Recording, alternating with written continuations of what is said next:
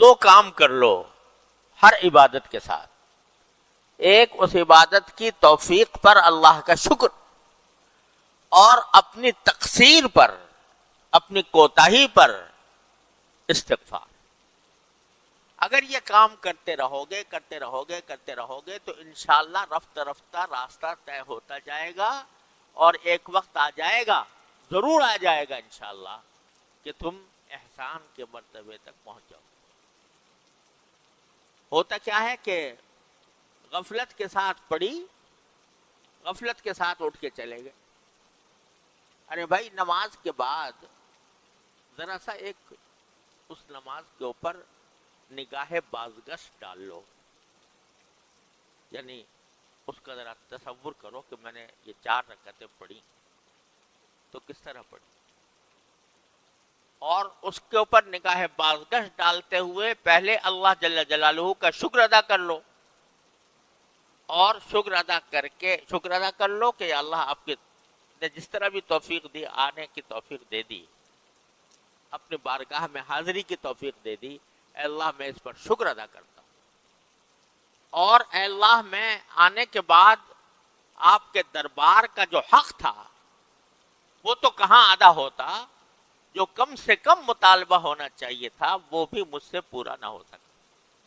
دیکھو خشوع کا اعلیٰ مقام تو وہ ہے جو حدیث میں فرمایا گیا کہ ان تعبد اللہ کأنک تراہ, اللہ تبارک و تعالیٰ کی عبادت اس طرح کرو جیسے کہ اللہ کو دیکھ رہے ہو, اور اگر نہیں دیکھ رہے ہیں تو کم از کم وہ یہ خیال کر لو کہ وہ تمہیں دیکھ رہا ہے.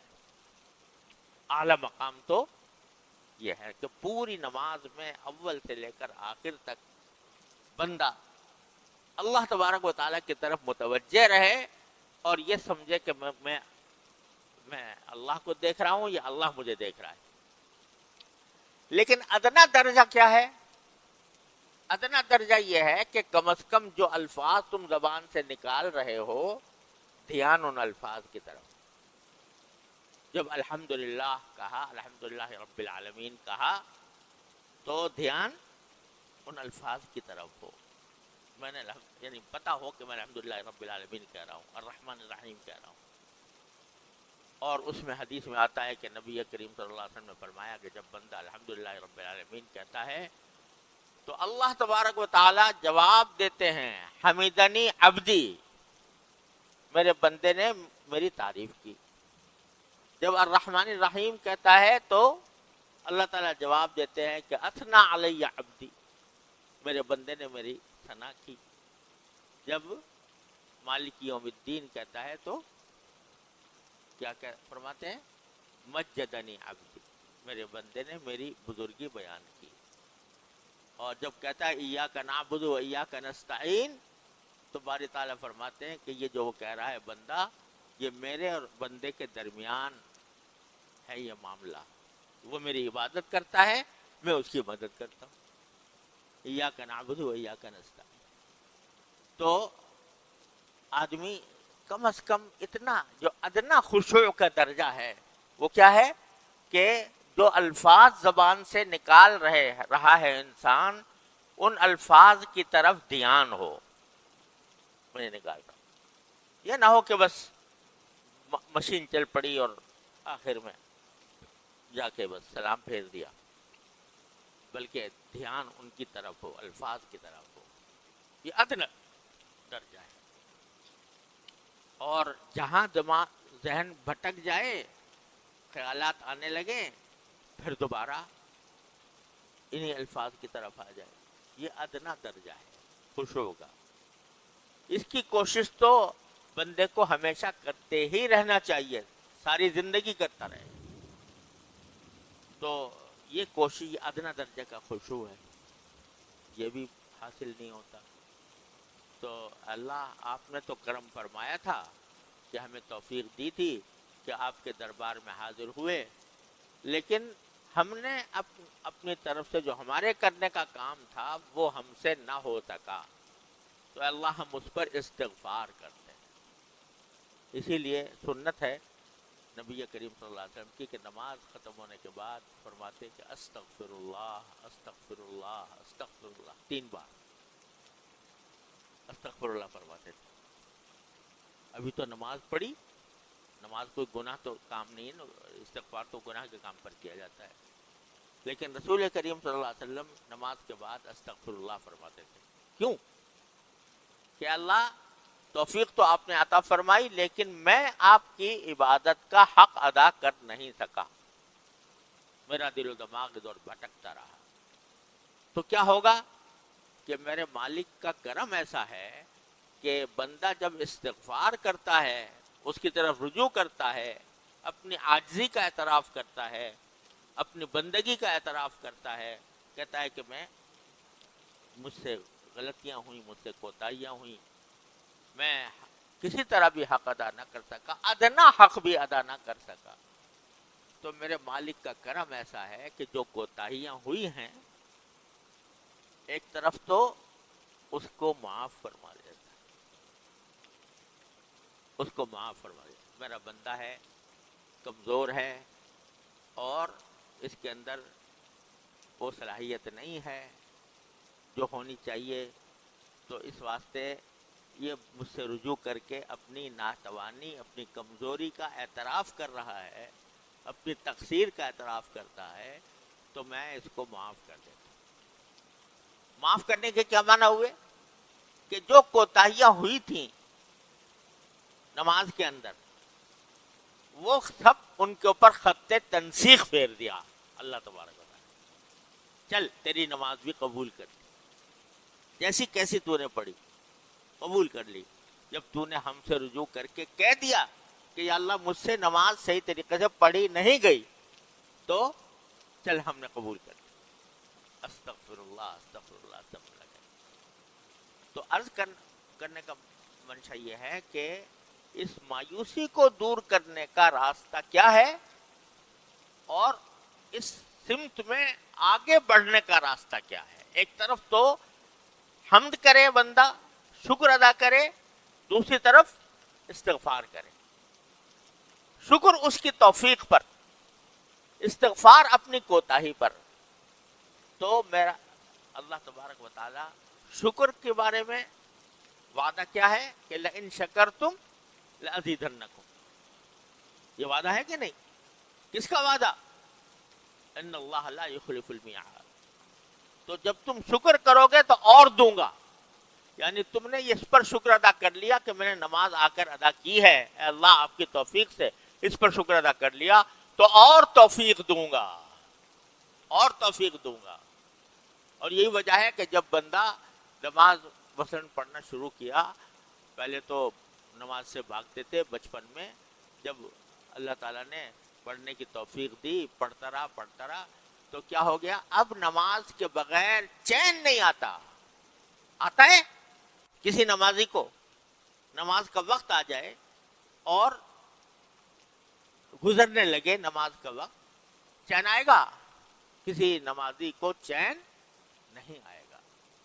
رسول کریم صلی اللہ علیہ وسلم تشریف لے جا رہے ہیں سفر میں, تو سفر میں تشریف لے جاتے ہوئے راستے میں حضرت بلال رضی اللہ تعالیٰ عنہ سے فرماتے ہیں, جو حضور اقدس صلی اللہ علیہ وسلم کے مؤذن تھے, کیا فرماتے ہیں؟ ارحنا بالصلاۃ یا بلال, اے بلال ہمیں چین عطا کر دے, چین دے دے, راحت دے دے نماز پڑھ کر, یعنی نماز پڑھوا دے تو چین آئے. اس کے بغیر ہم بے چین ہیں, ہمارا کسی کام میں دل نہیں لگ رہا کہ کسی طرح میں نماز پڑھ لوں. تو آدمی ایسا ہو جاتا ہے کہ چین نہیں آ رہا. یہ کیا ہوا کہ جو توفیق شروع میں ہوئی تھی کہ اس وقت زبردستی بغیر دل نہیں چاہ رہا, دل گھبرا رہا ہے, لیکن بندے نے اس کی پرواہ کیے بغیر نماز میں آ کے کھڑا ہو گیا. یہ توفیق جو اللہ تعالیٰ کی طرف سے ہوئی تھی, اس پر جب بندے نے شکر ادا کیا تو اس کا نتیجہ یہ ہوا کہ اس نماز کی طرف توجہ اور نماز کی فکر اور اس کا خیال یہ بڑھتا چلا گیا, یہاں تک کہ نمازی کو بغیر نماز پڑھے چین نہیں آتا. تو یہ شکر کی خاصیت تو یہ ہے کہ اب شکر کیا تم نے اور تمہیں توفیق دیں گے, اب شکر کیا اور توفیق دیں گے.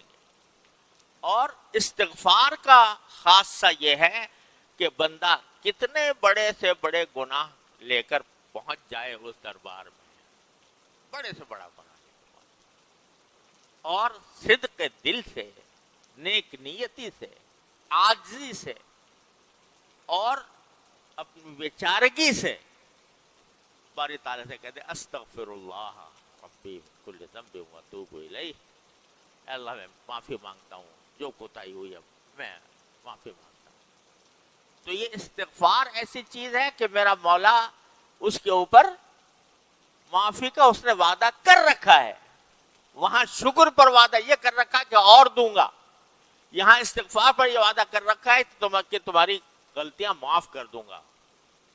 ان اللہ یغفر الذنوب جميعا یا عبادی الذین اسرفوا علی انفسهم لا تقنطوا من رحمت اللہ ان اللہ یغفر الذنوب جميعا۔ تو جو اللہ تبارک و تعالی یہ وعدہ کر رہے ہیں کہ میری رحمت سے مایوس نہ ہونا، یا عبادی الذین اسرفوا علی انفسهم، اے میرے وہ بندو جنہوں نے اپنی جان کے اوپر ظلم کیا ہے، لا تقنطوا من رحمت اللہ، اللہ جل جلالہ کی رحمت سے مایوس نہ ہونا، ان اللہ یغفر الذنوب جميعا، اللہ تعالیٰ سارے گناہوں کو معاف کر دے گا تمہارے، یہ وعدہ کر رکھا۔ اتنا آسان کام اللہ تعالیٰ نے بندے کو عطا فرما دیا ہے۔ جب شیطان ڈسے، جب نفس کے فریب میں انسان مبتلا ہو، کوئی بھی غلطی اسے سرزد ہو، فرماتے ہیں دروازہ میں نے کھولا ہوا ہے، آ جاؤ، آ کے استغفار کر لو، کہہ دو یا اللہ مجھ سے غلطی ہو گئی، صدق دل سے کہہ دو اور سچے دل سے، عاجزی کے ساتھ، بیچارگی کے ساتھ، عبدیت کے ساتھ کہہ دے بندہ کہ اللہ مجھ سے غلطی ہو گئی معاف فرما دی، یا اللہ مجھ سے غلطی ہو گئی معاف فرما دی، کہتے ہیں سب معاف کر دوں گا۔ معاف کرنے کے کیا معنی؟ کہ وہ ساری کوتاہیاں جو تم نے کی ہیں وہ میں نے معاف کر کے تمہارا پرچہ صاف کر دیا، تمہارا صفحہ صاف کر دیا۔ تو جو بندہ نماز کے بعد، یعنی نماز کے بعد ایسے ہی اٹھ کے نہ چلے جاؤ خدا کے لیے، نماز کے بعد تھوڑا سا بیٹھ کر، ایک تو جو تسبیحات مسنونہ ہیں وہ تو ہونی چاہیے، لیکن اس کے ساتھ تھوڑا سا نگاہ بازگشت ڈال لو نماز کے اوپر کہ اللہ میں نے نماز پڑھی، ایک تو میں آپ کا شکر ادا کرتا ہوں، توفیق دے دیا آپ نے، کم از کم ظاہری شکل نماز کی میری کروا دیا آپ نے اپنے فضل و کرم، وہ بھی میری بس سے باہر تھا، آپ نے اپنے فضل و کرم سے کروا دیا۔ دوسرے میں استغفار کرتا ہوں، کہے پر کرتا ہوں جو میں نہ مجھ سے کوتاہیاں ہوئی ہیں اس نماز کے اندر، ان پر استغفار کرتا ہوں۔ یہ کر کے دیکھو ہر نماز کے بعد کتنا وقت لگے گا؟ 1 منٹ 2 منٹ، اور ذرا سا اگر تھوڑا سا اور بڑھا لو کہ اپنی ان 4 رکعتوں کا جائزہ لے کے دیکھو، میں نے تکبیر تحریمہ ٹھیک سے ادا کی تھی، میں نے سورہ فاتحہ ٹھیک سے پڑھی تھی، میں نے رکوع صحیح طریقے سے کیا تھا، میں قیام صحیح طریقے سے کیا تھا، میں نے سجدہ صحیح طریقے سے کیا تھا، اور ساتھ میں یہ کہ میرا دھیان کہاں تھا، میرا دل کہاں تھا، دماغ کہاں تھا، اس کا ذرا سا جائزہ لے لو۔ تو بہت ساری جگہ پر تمہیں نظر آئے گا کہ یار یہ تو نماز تو پڑھی بے شک، لیکن مجھ سے نہ الفاظ کی طرف دھیان ہو سکا، نہ اللہ تعالیٰ کی طرف دھیان ہو سکا۔ تو جب یہ تصور آئے تو شرمندگی تو ہوگی، ندامت ہوگی، اس ندامت کے لیے کہہ دو استغفر اللہ استغفر اللہ استغفر اللہ، اللہ تبارک و تعالیٰ کے سامنے بار۔ تو ایک طرف حمد شکر، ایک طرف استغفار، یہ 2 چیزیں مل کر تمہاری اس نماز کو پہلی نماز سے بہتر بنا دیں گی، اور جتنا زیادہ کرو گے، روزانہ کرو گے، ہر نماز کے بعد کرو گے، تو انشاءاللہ دیکھنا کہ اللہ تبارک و تعالیٰ کی طرف سے رحمت کا معاملہ ہوگا، اور پھر آئندہ تمہارے نماز کے اندر جو خشوع ہے اس کی مقدار بھی انشاءاللہ بڑھتی چلی جائے گی، بڑھتی چلی جائے گی۔